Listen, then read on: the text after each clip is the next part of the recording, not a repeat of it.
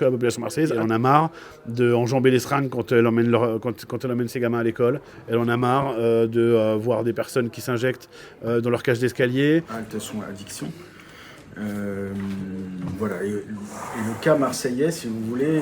Ce lundi, Médecins du Monde a attaqué l'État en justice pour inaction dans la création des haltes soins et addictions en France et pour réclamer l'annulation du veto ministériel concernant ce projet à Marseille. Cette annonce arrive plus d'un an après l'opposition de l'État pour l'ouverture d'une HSA au 110 boulevard de la Libération, situé dans le 4e arrondissement de la ville. Réunis au local de Médecins du Monde, les associations locales défendant le projet continuent de se mobiliser pour la création d'un tel espace dans la cité phocéenne, qui est selon eux une nécessité. Aujourd'hui, on a environ 1500 usagers de rue en grande précarité dans le centre-ville de Marseille, qui n'ont d'autre choix que de consommer, que de s'injecter dans des conditions indignes. Et on a vraiment besoin aujourd'hui de cet outil, y compris pour l'accompagnement social, y compris pour la réinsertion des personnes. C'est un projet global. Pour continuer de porter ce projet, les nombreuses associations s'appuient sur un rapport de l'INSERM qui prouve l'efficacité du dispositif. Il y a une réduction du matériel dans l'espace public, une réduction de l'injection des personnes dans l'espace public